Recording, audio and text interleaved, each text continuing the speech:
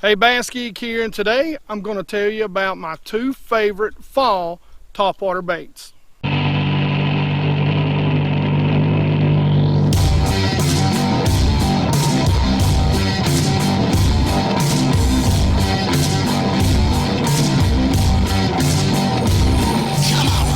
So I'm going to tell you about my two favorite fall topwater baits. One of them you've probably heard of, you've probably used some variation of it. The second one, unless you live in the Northeast Tennessee area, you may not have ever heard of this technique. Now, you might have heard of the bait, but the way we use it is slightly different.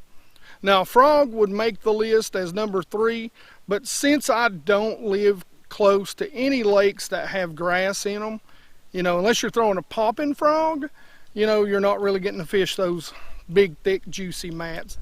So bait number 1, y'all know it, y'all love it, and you probably throw it a ton yourself. And that is the topwater walking bait. So the topwater walking bait, guys, I throw probably every brand on the market. Some of my favorite, I do like the Livingston with the chip inside. That's real good, I think, when they're actually busting those shad, to have that sound. I've had it call up a few bites that maybe in the past a bait without that wouldn't. The hidden spook is a big one that you guys seen me use in the past. I like that. The other bait is the Strike King Sexy Dog. I use it a lot. Guys, I really throw a gamut of walking baits, everything from Strike Kings to Livingstons to Heddens.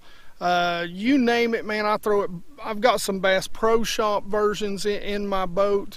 Like I said, you name it, I'll throw it. Now, you heard me talk about this last year in a fall bait unboxing that I did. When it comes to topwaters, I keep it really, really simple. When it comes to colors, I tell you all the time, start with 5.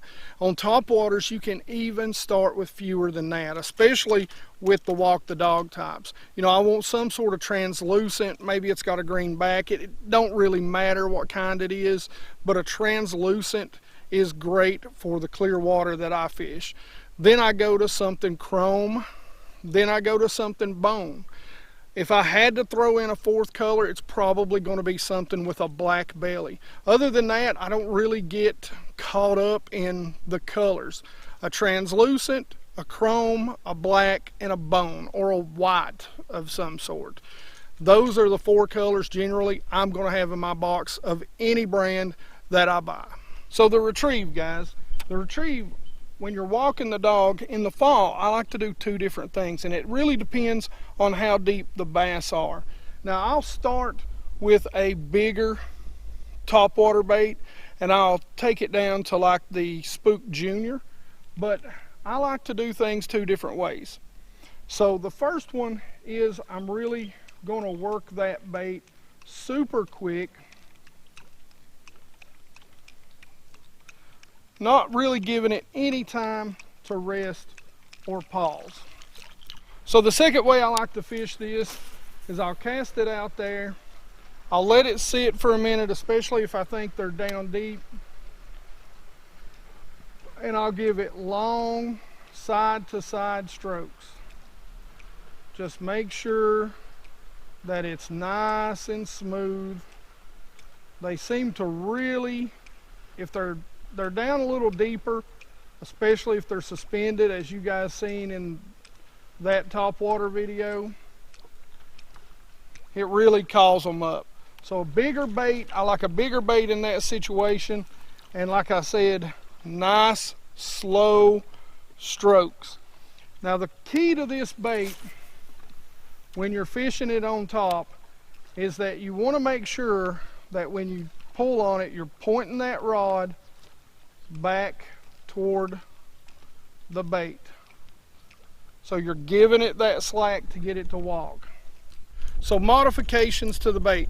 Now guys, a lot of times I like to put a red hook here, and I like to put a feather on the back, but be careful because it can change the way the bait moves and change the action of the bait. I do like to upgrade to a little better hooks. This one you've seen in the video again. This is the exact one.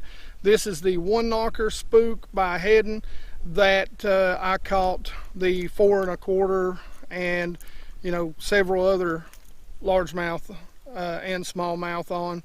And it's stock hooks, guys. You give them time, which I was having a problem because topwater can be exciting. You give them time to eat it, and a lot of times the stock hooks are great. But if you don't want to miss fish or lose fish, I would suggest changing them. Go with round bend hooks, and that's a whole nother video. But round bend hooks, especially when that fall feed starts to fire up right at the end of the summer bite, right at the beginning of the fall bite, their mouths are still soft. These round bends are not going to tear through their mouth. They're going to stick them, they're going to dig in, and they're going to hold. So let's talk about rod, reel, and line.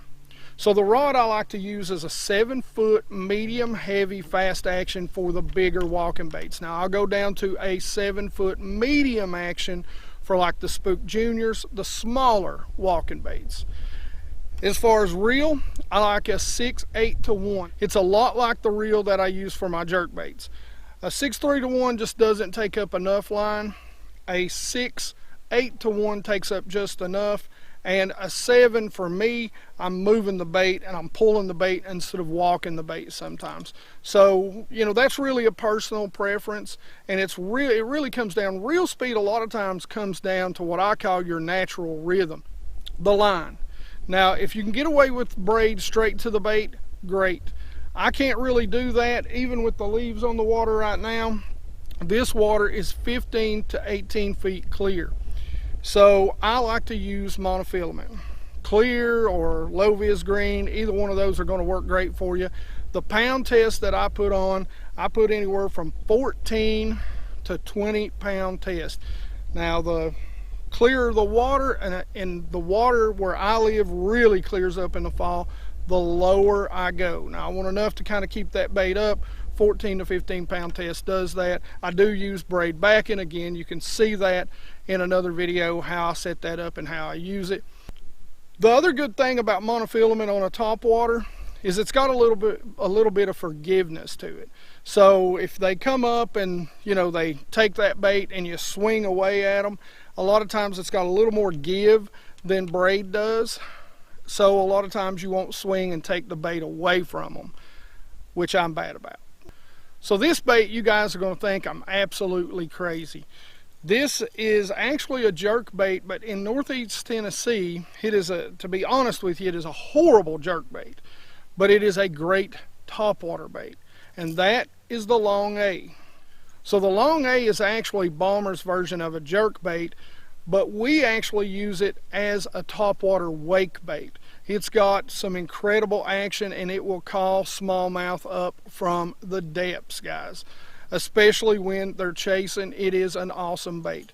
Now with this bait, generally I go with 2 colors, a chrome and a bone. That's about it. So modifications to this bait, guys, absolutely change the hooks on this thing. Again, go with the round bend hooks. This thing comes with some super crappy hooks on it. So let's talk about rod, reel, and line. So I like a medium, moderate action, 7-foot to a 7.3 in this. And I'll push a little toward the 7.3 if it's got a good moderate tip so that I can make a long cast with this. Now, the reel, to me, the reel is real important. Like I said, most guys throw this on a spinning reel. So a 6.3, the lower end of the spectrum, because if you reel it too fast, this bait will dive on you, and you do not want it doing that. You want it working and that tail wiggling as it comes back to you, making that V wake. As far as line, it's about the same thing. 15 to 17 pound mono with a braid backing. If you can go braid all the way, not a problem with that at all. Me, again, I fish a lot of clear water, so I'm going with a monofilament. So with a Long A, what you do is you make a long cast, and this bait floats. So you're going to reel it very slowly. A lot of guys like to fish it on a spinning reel. I'm just a bait caster kind of guy. Spinning reel works great. You can actually reel it a little faster.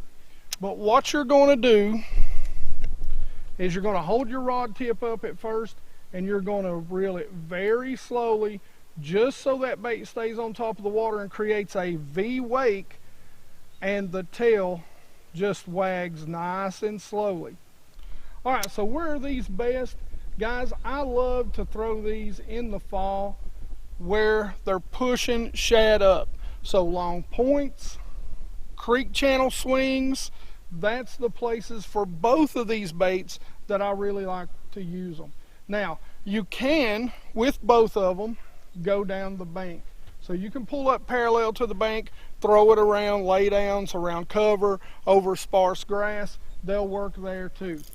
But my favorite way to throw both of these baits are when the bass are really pushing those shad up into a bank, into a shallow. They're coming up and they're busting on them. They're chasing them. I love to throw these baits then.